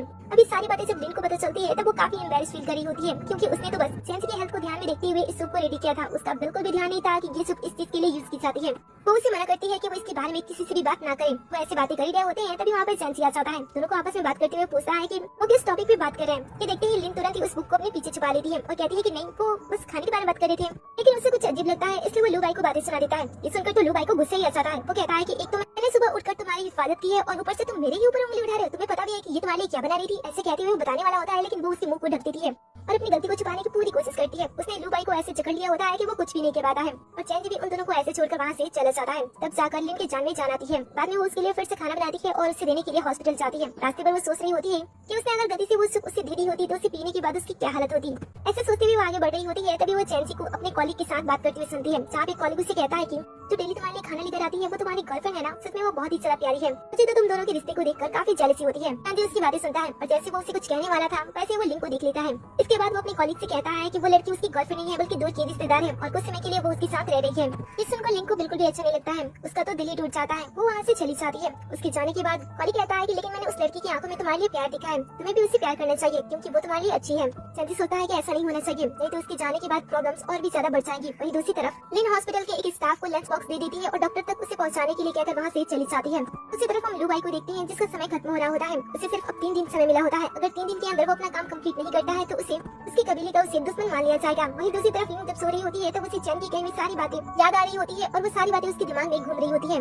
वहीं दूसरी तरफ चैंसी भी नहीं सो पा रहा होता है। वो भी लिन के साथ बिताए गए हर एक पल के बारे में सोच रहा होता है, क्योंकि कहीं न कहीं उसके दिल में भी उसके लिए फीलिंग्स थी। वहीं दूसरी तरफ लुबाई के भी कुछ प्रॉब्लम होते हैं जिस वजह से वो भी सो नहीं पा रहा होता है और वो भी लिन के बारे में सोच रहा होता है, क्योंकि लिन उसके साथ बहुत ही ज्यादा अच्छी थी, इसलिए वो दिल से उसे कभी भी नुकसान नहीं पहुंचाना चाहता था। अगली सुबह जब लिन की आंखें खुलती है तो वो सोचती है कि वो चैंसी से दूरी बना लेगी और वैसे भी घर पे लुबाई है तो वो उसके साथ रहेगी और चैंसी का सामना नहीं करना पड़ेगा। लेकिन जब वो नाश्ते पे बैठती है तब उसे पता चलता है कि लुबाई तो घर पे ही नहीं है, वो किसी काम की वजह से घर से बाहर गया है। दोनों आमने सामने बैठकर नाश्ता कर रहे होते हैं। फिर जैसे ही लिन की नजरें चैंसी से मिलती वो अपनी नजरें छुपा लेती। ये देखकर वो उससे पूछता है कि क्या वो ठीक है। वो कहती है कि हाँ मैं ठीक हूँ, लेकिन तुम्हें देखकर ऐसा लग रहा है कि तुम्हारी नींद पूरी नहीं हुई है। वैसे मेरा पेट भर गया है इसलिए मैं जा रही हूँ। ऐसे कहते हुए बहुत ही पोलाइट तरीके से उससे बात करते हुए वहाँ से जाने लगती है। उसके ऐसे बदले एटीट्यूड को देखकर वो उसे रुकता है और उससे पूछता है कि उसे कुछ हुआ है। वो कहती है कि मुझे क्या हो सकता है, दूर के रिश्तेदार। फिर वो घर से निकलने वाली होती है तभी दरवाजे पे उसे घर के बटलर के साथ एक लड़की दिखाई देती है जो कि एक मॉन्स्टर होती है और उसका नाम यंगफे होता है। घर के अंदर एंटर होते ही वो खुशी से भागते हुए चैंसी के पास आती है। तब वो तो उसे अपने पास आने से रोक देता है, लेकिन ये देखकर लिंक को बहुत ही ज्यादा जेलसी होती है। चैंसी भी इस चीज को देख रहा होता है। वो जहाँ से कहता है कि तुम्हें उसे वॉक पे लेकर जाना चाहिए। वो गुस्सा हो जाती है और कहती है कि वो खुद ही जा सकती है। फिर वो गुस्से में वहाँ से चली जाती है। जहाँ भी उसके पीछे पीछे चला जाता है। उसके जाने के बाद फेई चैंसी से पूछती है कि आखिर वो लड़की कौन है। उसकी खुशबू बहुत ही ज्यादा अच्छी थी। इस सुनकर वो उसे कहता है कि उसके बारे में बिल्कुल भी मत सोचना। मॉन्स्टर फेई कहती है कि ओह ऐसी बात है, मैंने जो सुना है लगता है ये वो सच है कि मेरे बॉस ने हाल फिलहाल में अपने घर पे एक लड़की रखना स्टार्ट कर दिया है। कहीं वो उसकी मिस्ट्रेस तो नहीं है ना। इस सुनते ही वो गुस्से से उसकी तरफ देखने लगता है। वो कहती है कि सॉरी बॉस, मैं तो बस आपसे यहाँ पे कुछ इंपॉर्टेंट बात करने के लिए आई थी। जिसके बाद वो बात करती है और बताती है कि सोल कबीले वाले उनके साथ बहुत ही ज्यादा गलत कर रहे हैं। नियम बना था कि जब तक कोई डीमन किसी इंसान को चोट नहीं पहुँचाता है तब तक कोई भी सोल हंटर उस डीमन को नुकसान नहीं पहुँचा सकता है। लेकिन हाल फिलहाल में सोल हंटर के लोगों ने उनके कई सारे डीमन को ऐसे ही बहुत ही ज्यादा नुकसान पहुँचाया है। इसलिए बॉस आपको हमारे लोगों के लिए कुछ करना होगा। ये सुनकर चैंसी कहता है कि ठीक है। फिर वो उसकी मदद करने के लिए मान जाता है। फिर वो जैसे वहाँ से जाने वाली होती है वो उसे रुकता है और कहता है कि क्या तुम मुझे ये बता सकती हो कि उस लड़की को फिर से कैसे मनाया जाता है जिसका दिल आपने कुछ समय पहले तोड़ दिया हो। ये सुनकर तो फेई बहुत ही ज्यादा खुश एंड एक्साइटेड से अपने बॉस के पास आकर बैठ जाती है और कहती है कि आपके हाव भाव को देखकर ऐसा लग रहा है कि आप उस लड़की को पसंद करती हो। लेकिन चैंसी तो इस बात को साफ नकार देता है। फेई कहती है कि आप इस बात को झुठला नहीं सकती हो क्योंकि आपकी आंखों में उस लड़की के लिए प्यार साफ साफ दिखाई देता है और उस खूबसूरत लड़की की भी आंखों में आपके लिए प्यार साफ साफ दिखाई देता है। इसलिए अच्छा होगा कि आप उस लड़की का दिल ना तोड़ो। ये सुनकर वो कहता है कि ठीक है अब तुम यहाँ से जा सकती हो। वो भी वहाँ से उन्हें चिढ़ाते हुए वहाँ से चली जाती है। दूसरी तरफ हम लिन को देखते हैं जो कि बहुत ही ज्यादा गुस्से में होती है। जहाँ भी उसके पीछे पीछे उसके पास आकर बैठ जाता है। लिन फेई के बारे में उससे पूछती है तब वो उसे साफ साफ आंसर नहीं देता है। वो उसे कहता है कि वो उन कुछ लड़कियों में से एक है जो कि चैंसी के पास आ सकती है। फिर सुनते ही उसका मुंह दर्द जाता है। चाओ उसे डायरेक्टली पूछता है कि क्या तुम मुझसे पसंद करती हो। वो भी साफ मना कर देती है, कहती है कि ऐसा कैसे हो सकता है, हम दोनों के बीच में रिश्ता ऐसा है कि हम दोनों एक दूसरे का प्रॉफिट करना चाहते हैं, तो हमारे बीच में प्यार कैसे हो सकता है। ये सुनकर वो उसे कहता है कि अच्छा ऐसी बात है, वैसे मीठा खाने से दिमाग ठंडा हो जाता है, मैं तुम्हारे लिए कुछ चीजें खरीद कर लेकर आता हूँ। ऐसे कहते हुए वो वहाँ से चला जाता है। तभी अचानक से कोई चीज आती है और लिंग वहाँ से गायब हो जाती है। कुछ समय के बाद जब चाओ वहाँ पे आता है तो वहाँ पे लिंग नहीं होती है। दूसरी तरफ हम चैंग ची को देखते हैं जो कि घर पे होता है और फेई की बातें याद कर रहा होता है, क्योंकि उसे भी वो पसंद थी, लेकिन वो इस बात को मानना नहीं चाहता था। उसी समय घर के अंदर लू बाई की एंट्री होती है, जिसकी हालत बहुत ही ज्यादा खराब होती है और वो बहुत ही ज्यादा जख्मी होता है। उसकी हालत इतनी खराब होती है कि वो आते ही बेहोश हो जाता है। चैंग उसे देखते ही तुरंत उसके पास आता है, अपने पावर का यूज करता है और उसे कुछ समय के लिए होश में लाने की कोशिश करता है। जैसे वो होश में आता है वो बताता है कि उसने वो सारी चीजें देख ली जो कि उसे लाइफ में नहीं देखनी चाहिए थी। चैंग पूछता है कि वो क्या थी, तभी हमें फ्लैशबैक दिखाया जाता है। लू बाई अपने लीडर के दिए हुए टास्क को कंप्लीट नहीं कर पाया था, इसीलिए वो खाली हाथ अपने लीडर से मिलने के लिए जाता है, लेकिन वहाँ पे जो चीजें होती हैं वो उसे पूरी तरीके से झकझोर कर रख देती है, क्योंकि वो वहाँ पे अपने कबीले का सबसे बड़ा सच देख लेता है। उसके कबीले का जो लीडर था वो बाकियों से बहुत ही ज्यादा खतरनाक था। वो चुपकर मासूम डीमन पे कब्जा करता था और उनके खून एंड पावर को सोकर ताकतवर हो जाता था। ये सारी चीजें वो काफी समय से कर रहा था और लू बाई अनजाने में ये सब कुछ देख लेता है। लीडर उससे कहता है कि जो काम मैंने तुम्हें दिया था वो तुम कंप्लीट नहीं कर पाए हो, इसलिए अब तुम्हारी बारी है। ऐसा कहने के बाद उसने उसके ऊपर भी हमला कर दिया, लेकिन लू बाई किसी तरीके से अपनी जान बचाकर यहाँ तक आ गया। चैंग उसकी मदद करता है और कहता है कि तुम्हें चिंता करने की कोई जरूरत नहीं है, मैं सब कुछ संभाल लूंगा। उसी समय उसके पास जहाँ का कॉल आता है जो कि बताता है कि लिंग गायब हो चुकी है। ये सुनकर लू बाई कहता है कि हालात को देखते हुए मुझे ऐसा लगता है कि उसे किडनैप सोल हंटर के लीडर ने ही किया होगा। सुनते ही वो गुस्से से आग बबूला हो जाता है और लिंग को बचाने के लिए निकलता है, लेकिन लू बाई उसे रोक लेता है और कहता है कि मुझे ऐसा लगता है कि शायद सोल हंटर का लीडर तुम्हें वहाँ पे लाना चाहता है, जिसके लिए वो लिंग को चारे की तरह यूज कर रहा है। इसलिए मैंने अपनी कुछ शक्तियाँ और कुछ इंपॉर्टेंट चीजें तुम्हारे दिमाग में ट्रांसफर कर दी है, जरूरत पड़ने पे तुम उसका यूज कर सकते हो। ये सुनकर वो कहता है कि ठीक है, और फिर वो वहाँ से निकल जाता है। दूसरी तरफ हम लिंग को देखते हैं, जैसे उससे होश आता है वो अपने सामने एक मास्क पहने हुए पर्सन को देखती है, जो कि कोई और नहीं बल्कि सोल हंटर का लीडर होता है। उसे होश में आते ही वो उसके साथ सौदा करने की कोशिश करता है। वो कहता है कि मैं चाहता हूँ कि जब चैंजी तुम्हें बचाने के लिए यहाँ पे आए तब तुम मेरी मदद करो, उसके हाथ में बंधे हुए उस गार्ड को तोड़ दो। इसके बदले न सिर्फ मैं तुम्हारी जान को बख्श दूंगा, बल्कि तुम्हारे पास जो डीमन आइस है उसकी प्रॉब्लम भी मैं पूरी तरीके से खत्म कर दूंगा। ये सुनकर वो कहती है कि अच्छा ऐसी बात है, वैसे तुम उस चीज को तोड़ना क्यों चाहते हो। ये सुनकर वो बताता है कि उसे तोड़ने के बाद वो उसके ऊपर कब्जा कर लेगा और उसकी शक्तियों के साथ वो तीनों लोगों का राजा बन सकता है। अब जैसे इसके गलत इरादे उसे पता चलते हैं वो साफ साफ उसकी मदद करने से मना कर देती है। जब ऐसे वो उसे मना कर देती है तब वो उसके मन में उसके खिलाफ करवाहट बोलने की कोशिश करता है और कहता है कि तुम्हें तो उस लड़की की परवाह है, लेकिन वो लड़का तुम्हारी परवाह नहीं करता है, वो तुम्हें बिल्कुल भी डिजर्व नहीं करता है। ये सुनकर वो कहती है कि अच्छा वो नहीं करता है तो तुम करते हो क्या, और वैसे भी वो कुछ भी हो लेकिन तुमसे कई गुना ज्यादा बेहतर है, इसीलिए तुम हम दोनों के बीच में गलतफहमी पैदा करने की कोशिश मत करना, क्योंकि इस दुनिया में मैं सबसे ज्यादा उसे ही पसंद करती हूँ और इसकी बातों पे ही विश्वास करती हूँ। लीडर कोशिश तो करता है लेकिन वो लिंग को अपने कब्जे में नहीं ले पाता है, जिसके बाद वो अपने पावर का यूज करता है और उसे अपने कंट्रोल में ले लेता है। कुछ समय के बाद चैंजी यहाँ पे पहुंच जाता है। उसे देखते ही लीडर उसके सामने लिंग को खड़ा कर देता है। जिस तरीके से वो उसकी बात को सुन रही होती है चैंजी को समझ में आ जाता है कि उसने कुछ तो गलत किया है। वो गुस्से से उसके ऊपर हमला करने की कोशिश करता है, लेकिन लीडर अपने पावर का यूज करते हुए उसे घुटनों पे ला देता है जहाँ से वो हिल भी नहीं पा रहा होता है, जिसे देखकर वो बहुत ही ज्यादा हंसता है। कहता है कि तुम्हारे पावर्स तो बहुत ही ज्यादा अच्छे हैं, लेकिन ये तुम्हारे ऊपर सूट नहीं करती है, इसे मेरे पास आ जाना चाहिए। ऐसा कहते हुए वो लिंग को आदेश देता है कि वो चैंसी को खत्म कर दे, टेबल पे रखे हुए चाकू का यूज करे और उसे नुकसान पहुंचाए। ये सुनते ही वो उसके ऑर्डर को फॉलो करने लगती है। चैंसी उसे होश में लाने की कोशिश करता है और उसी समय हमें एक पुराना फ्लैशबैक दिखाया जा रहा है, जहाँ पे लगभग ऐसे ही सिचुएशन बनी होती है। चैंसी को ऐसे ही किसी ने बांध कर रखा होता है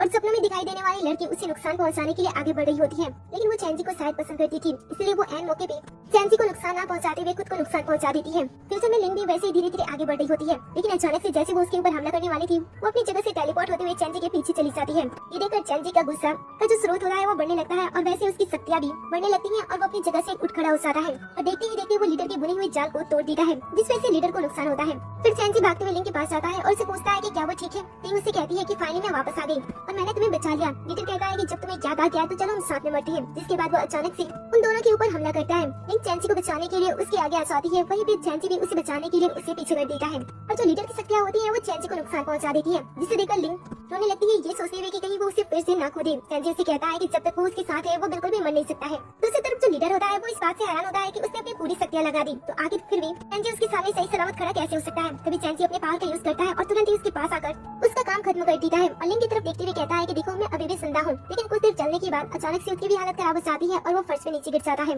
उसे ऐसे अपनी नजरों के सामने पड़े हुए देखकर लिंग रोने लगती है और कहती है कि तुम मुझे ऐसे नहीं छोड़ सकती हो, हमारा अनुबंध अभी पूरा नहीं हुआ है। चैंसी की ऐसी हालत देखते हुए लिन रोते हुए अपना हालत खराब कर लेती है और कहती है कि मैं तुम्हारे साथ कोई कॉन्ट्रैक्ट रिश्ता नहीं करना चाहती हूँ, मैं बस डर रही हूँ कि मैं तुम्हें कहीं खो ना दूँ। मैं तुमसे बहुत ही ज्यादा प्यार करती हूँ, इसलिए मैं तुम्हारे साथ रहना चाहती हूँ।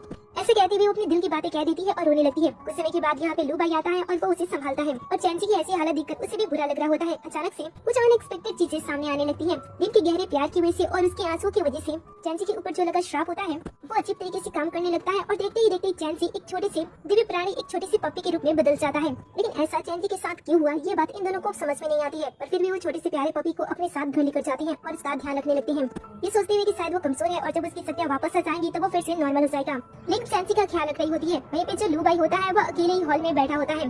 तभी हमें पास्ट लाइफ में बीते हुए उस समय के कुछ छोटे टुकड़े दिखाई देते हैं। हमें वो दृश्य फिर से एक बार पूरी तरीके से दिखाया जाता है, जहाँ पे चैंसी को बांध कर रखा गया होता है और उसके सपनों में दिखाई देने वाली लड़की उसे नुकसान पहुंचाने के लिए आगे बढ़ रही होती है। कुछ दूर पे दो पर्सन खड़े होते हैं, जिनमें से एक पर्सन ने मास्क लगाया होता है और दूसरा पर्सन कोई और नहीं बल्कि लू बाई का पहला जन्म होता है। पहले जन्म में जो लिंक थी वो उसकी बहन थी, जिसकी शादी पहले ही एक गॉड के साथ तय कर दी गई थी। लेकिन उसने उस बात को अनदेखा करते हुए एक प्राचीन बीज से प्यार कर लेती है, जिस वजह से उसका भाई इस मास्क वाले पर्सन के साथ मिलकर उसके हाथों से ही उसके प्यार को खत्म करने की चाल चल देता है, जिस वजह से उसकी आंखों के सामने उसकी बहन की मौत हो जाती है और उसके मौत का इल्जाम चैंसी पे लग जाता है और देवता उसके इसी गलती के लिए उसे हमेशा जिंदा रहने का श्राप दे देते हैं।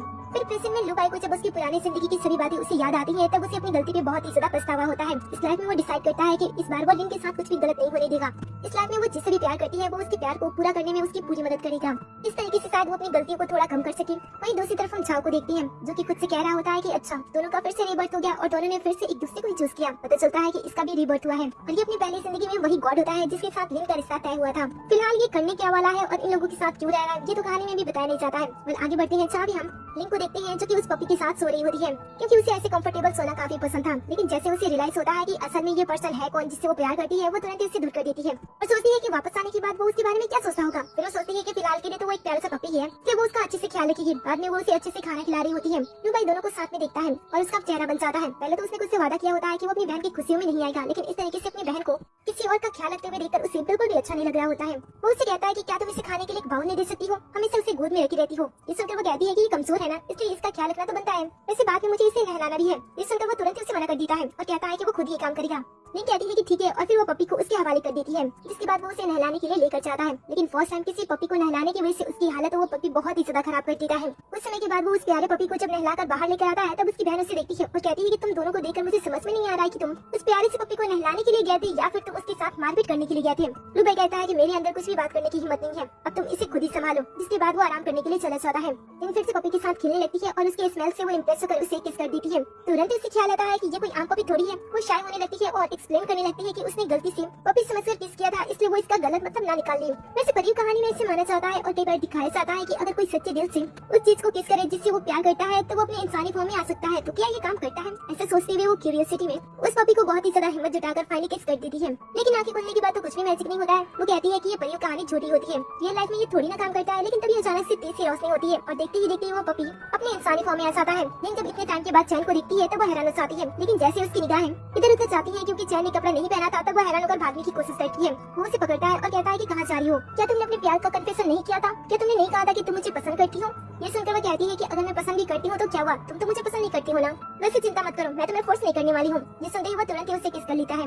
ऐसे वो अपनी दिल की बातें उसे बताता है। वो कहता है कि ऐसा नहीं है कि मैं तुम्हें पसंद नहीं करता हूँ। उस दिन मैंने हॉस्पिटल में जो कुछ भी तुम सिखाया था वो सब कुछ झूठ था, क्योंकि मैं तुम्हें बचाना चाहता था और अपनी वजह से किसी प्रॉब्लम में नहीं डालना चाहता था, इसलिए मैंने उसी में झूठ बोला था। लेकिन जिस तरीके से तुम मेरी परवाह करती हो, मेरी जिंदगी की परवाह करती हो, मुझे भी तुमसे बहुत ही ज्यादा प्यार हो चुका है। लेकिन कहती है कि तुम तो एक नंबर के इडियट हो, जब प्यार था तो बता देना चाहिए था ना। वो कहता है कि हाँ, आज मैं तुम्हें बताता हूँ। इसके बाद वो उसे किस करता है। दोनों रात में साथ में सो रहे होते हैं। जब वो सो रहा होता है तो वो अपनी पिछली जिंदगी के बारे में सोचता है। पिछली जिंदगी में उसने लिन से प्यार किया था, जिस वजह से लिन को अपनी जिंदगी गंवानी पड़ी। इसलिए वो गॉड के सामने झुककर उनसे रिक्वेस्ट करता है कि वो उसे बचा ले, बदले में वो सारी गलती खुद पे ले लेगा। उसे सब कुछ याद आ रहा होता है। जैसे उसे सब कुछ याद आता है वो सपने से बाहर आ जाता है। लिन को देखते हुए उसे रियलाइज होता है कि जिस लड़की को वो हमेशा से पसंद करता था वो लड़की हमेशा ही उसके साथ थी। ऐसा सोचते हुए वो कमरे से बाहर आता है और में उसे लू भाई मिलता है जो कि अंधेरे में बैठा होता है। वो भी जाकर बैठ जाता है। वो उसे ऐसी हालत में देखता है और कहता है कि ऐसा लगता है कि तुम्हें भी तुम्हारी पास्ट लाइफ याद आ गई है। वो कहता है कि हाँ। चैंसी कहता है कि तो बताओ आगे तुम क्या करने वाले हो? इस लाइफ में भी तुम अपनी बहन को मुझसे दूर करने वाले हो? ये सुनकर लू भाई अपनी पुरानी गलती के लिए उससे माफी मांगता है और फैसला करता है कि वो अपनी बहन की लाइफ में दोबारा कभी भी इंटरफेयर नहीं करेगा और उससे दूर चला जाएगा, ताकि वो दोनों एक दूसरे के साथ सुकून भरी लाइफ बिता सके। जिसके बाद से वो अपने पास से वो जादुई मेडिसिन निकालता है और उसे देते हुए कहता है कि इसे खाने के बाद वो ठीक हो जाएगी। फिर वो चला जाता है। सुबह में जब लिंक सो रही होती है तब चैंसी किस करते हुए उसे जगाता है और उसके बाद उस मेडिसिन को उसे खिला देता है। वो दवा के बारे में पूछती है तो वो बताता है कि इस दवा को लू भाई ने उसके लिए बनाया था, जिसे खाने के बाद वो ठीक हो सकती है और लुबा यहाँ से चला गया। ये सुनकर वो काफी खुश होती है और कहती है कि क्या मैं ठीक हो गई हूँ। कहता है कि हाँ, तुम पूरी तरीके से ठीक हो चुकी हो और अब हम दोनों को साथ में किसी अनुबंध के साथ रहने की कोई जरूरत नहीं है, क्योंकि अब हम दोनों ही ठीक हो चुके हैं। ये सुनकर वो काफी खुश होती है। जिसके बाद वो दोनों डेट पे जाते हैं। रास्ते में लिंग को एक डॉग दिखाई देता है। वो प्यार से उससे सहला रही होती है, लेकिन चैंग जी को अब डॉग से भी जेलसी होने लगती है, इसलिए वो उसे दूर कर देता है। सब कुछ सही चल रहा होता है, तभी अचानक से लिंग के सीने में दर्द होने लगता है। चैंग जी उससे पूछता है कि वो ठीक तो है ना। वो बताती है कि वो ठीक है, बस वो थोड़ी सी थक गई थी। जिसके बाद वो पूरा टाइम घूमते हैं और घर वापस आ जाते हैं। लिंग जब चैंग जी के कमरे को ठीक कर रही होती है, उसकी नजर फिर से उस पेंटिंग पे जाती है। वो देखती है कि उसने उसके फेस को बना दिया है। उसे थोड़ी जेलसी तो होती है, लेकिन वो उस तस्वीर को देखने की कोशिश करती है, लेकिन अचानक से फिर से उसके चेस्ट में पेन होने लगता है। धीरे धीरे पेन इतना ज्यादा बढ़ जाता है कि वो वहीं पे बेहोश हो जाती है। कुछ समय के बाद जब चैंग जी आता है, तब वो उसे मिलकर जाता है और उसकी देखभाल करने लगता है। साथ ही वो अपने चाव से पूछता है कि अचानक उसकी ऐसी हालत कैसे होगी। चाव कहता है कि मैंने पुराने बुक्स में छानबीन की थी, जहाँ पे मुझे आपकी और इसकी कंडीशन के बारे में कुछ अजीब सी बातें पता चली। आप दोनों की लाइफ किसी ताली चाबी की तरह है। जब तक ताली को खोलने की जरूरत पड़ती है, तब तक हम चाबी को ध्यान में रखते हैं। उसके बाद वो किसी काम की नहीं होती है। ये सुनकर वो कहता है कि मुझे पहेलियां मत बताओ, साफ साफ बताओ कि तुम्हारे कहने का मतलब क्या है। चाव कहता है कि साफ मतलब है कि शराब टूट जाने के बाद आप दोनों में से कोई एक व्यक्ति ही जीवित रह सकता है। अगर आप दोनों एक दूसरे से प्यार करते हो तो दोनों साथ में पूरी जिंदगी नहीं रह सकते हो। दोनों को एक दूसरे से अलग होना ही होगा, नहीं तो किसी एक की मौत हो जाएगी। सच्चाई जानने के बाद वो समझ जाता है कि दोनों साथ में नहीं रह सकते हैं। इसलिए सबसे पहले वो अपनी पावर का यूज करता है और अपने खास फोन का यूज करते हुए उसके जख्मों को भर देता है। इसके बाद वो उससे दूर होने का फैसला करता है। कुछ समय के बाद जब वो ठीक हो जाती है और कमरे से बाहर आती है, तब वो चैंग जी को फेई के साथ देखती है। वो उसके लिए ब्रेकफास्ट रेडी कर रहा होता है। दोनों को साथ में देखकर उसे अच्छा तो नहीं लगता है, लेकिन वो सोचती है कि वो कुछ ज्यादा सोच रही है। लेकिन कुछ समय के बाद जब वो टेबल पे उनके साथ बैठ के खाना खाती है, तो उसे और भी ज्यादा बुरा लगने लगता है, क्योंकि जो प्यार पहले चैंग जी उसके लिए करता था, उसकी परवाह करता था, वो सारा का सारा प्यार अब फ्रैंक को वो दे रहा था। ये देखकर उसे गुस्सा आ रहा है। वो डायरेक्टली उससे पूछती है कि वो क्या कर रहा है। ये सुनकर वो कहता है कि अब तो हमारा काम खत्म हो गया ना, तो चलो हम ब्रेकअप कर लेते हैं। ब्रेकअप की बातें सुनकर उसकी आंखों में आंसू आ जाते हैं। चैंग जी कहता है कि अब वो उसके साथ और भी सदा नहीं रह सकता है, क्योंकि वो उसे बहुत ही ज्यादा परेशान करती है। वो उसके पास आती है, उसे मनाने की कोशिश करती है और उससे पूछती है कि आखिर वो एक ही पल में इतना ज्यादा कैसे बदल गया। वो उसकी बातों का कोई आंसर नहीं देता है, बल्कि उससे झटक देता है, जिस वजह से वो नीचे गिर जाती है। लिन को बहुत ही ज्यादा बुरा लगता है और वो रोते हुए घर से निकल जाती है। वहीं दूसरी तरफ ऐसा करने से चैंग जी की भी हालत खराब हो जाती है। कहीं उसे संभालती है और कहती है कि तुम ऐसा क्यों कर रहे हो। वो कहता है कि अगर मैं ऐसा नहीं करता हूँ तो वो मुझे नफरत नहीं करेगी और न ही मुझे जान से मारेगी, और अगर मैं नहीं मरता हूँ तो वो मर जाएगी, इसलिए मुझे ऐसा करना पड़ेगा। वहीं दूसरी तरफ हम उसे देखते हैं जो कि रोते हुए घर से बाहर आ जाती है और सोचती है कि उसने ऐसा क्यों किया। कुछ समय के बाद चाव वहाँ पे आता है और उससे पूछता है कि वो यहाँ पे क्या कर रही है। वो बता देती है कि उसने ब्रेकअप कर लिया है, इसलिए उसका मूड खराब है। साथ ही वो उससे पूछ रही होती है कि आखिर वो उसके साथ ऐसा क्यों कर रहा है। जिस सुनकर वो कहता है कि मुझे ऐसा लगता है कि समय आ गया है कि मैं तुम्हें सच्चाई बता दूं। असल में वो तुम्हारे साथ ऐसा इसलिए कर रहा है क्योंकि अब वो आजाद हो गया है। धीरे धीरे उसकी डीमन पावर बढ़ने लगेंगे और वो खुद पे काबू नहीं कर पाएगा और इंसानों को खत्म करने की कोशिश करेगा। इसीलिए शायद वो तुम्हें खुद से दूर कर रहा है। लिन कहती है कि इस चीज से निकलने का कोई ना कोई तो रास्ता होगा ना, लेकिन वो कहता है कि कोई भी रास्ता नहीं है। लेकिन वो फिर भी मानने से मना कर देती है और वहाँ से चली जाती है। बट उसे पता नहीं होता है कि झाव ने उससे झूठ कहा है, क्योंकि इस तरीके से वो सारी चीजें होने लगेंगी जो वो चाहता है। वहीं दूसरी तरफ लिन इसी के बारे में सोच रही होती है। वो घबरा जाती है और भागते हुए घर पहुंचती है, जहाँ पे वो देखती है कि किस तरीके से चैंग जी फ्रैंक को नुकसान पहुंचा रहा है। ये देखकर वो उसे रोकने की कोशिश करती है, लेकिन वो उसे रोकने के साथ उसका गला पकड़ लेता है और कहता है कि मेरे रास्ते में बिल्कुल भी मत आओ, नहीं तो सबसे पहले मैं तुम्हें खत्म कर दूंगा। लेकिन ऐसा करने के बावजूद भी वो खुद को बचाती नहीं है, बल्कि उसे ये कहती है कि अगर ऐसा करने से वो शांत हो जाएगा तो वो खुशी खुशी अपनी जिंदगी कुर्बान करने को तैयार है। इससे ही वो पीछे हट जाता है।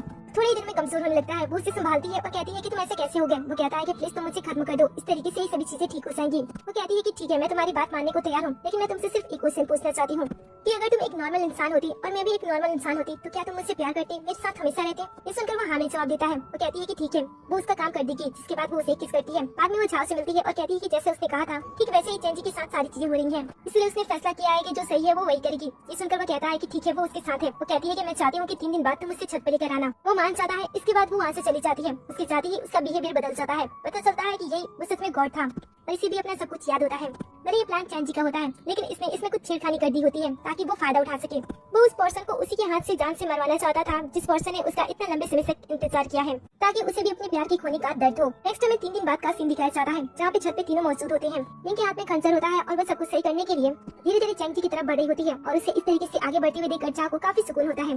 लेकिन एंड मोमेंट पे वो चैंग जी को नुकसान नहीं पहुंचाती है, बल्कि वो चाकू झाव के पेट में घोप देती है और कहती है कि तुम्हें कैसा लगा, तुम्हें याद तो होगा ना कि तुमने मेरे साथ क्या किया था। ये सुनकर वो कहता है कि क्या तुम्हें सब कुछ याद है। तभी हमें फ्लैशबैक दिखाया जाता है। पिछले दिनों जो कुछ भी हो रहा था उन सबसे लिंग बहुत ही ज्यादा परेशान थी और अकेले बैठी थी। उसी समय फेम उससे मिलने के लिए आती है। उसे सही सलामत देकर वो उससे पूछती है कि तुम ठीक हो। वो कहती है कि मैं तो ठीक ही हूँ, लेकिन बॉस पता नहीं ये कौन सा खेल खेल रहे हैं, मुझे ये बिल्कुल पसंद नहीं आ रहा है। उन्हें अपनी साफ साफ दिल की बात बता देनी चाहिए। वो कहती है कि तुम्हारे कहने का क्या मतलब है। तब वो उसके सामने वही तस्वीर रख देती है और उसे खोल के देखने के लिए कहती है। जब वो उसे खोलती है तब वो उसमें अपना ही चेहरा देखकर हैरान हो जाती है। उसे देखते ही उसे जो उसकी पहले जिंदगी की पूरी यादें होती है उसके सामने आ जाती है। उसे पता चल जाता है कि कैसे वो पहली जिंदगी में चैंग जी से मिली थी, उससे प्यार हुआ था, वो लू बाई की बहन थी। वो सारी बातें उसे एक एक करके याद आ सकती है। और उसे ये भी बात याद आ चुकी होती है कि कैसे उसकी पहली जिंदगी में झाओ जब गॉड था तब उसने उसके मन पे काबू कर लिया था और उसके हाथों से चैंसी को मारने पे मजबूर किया था।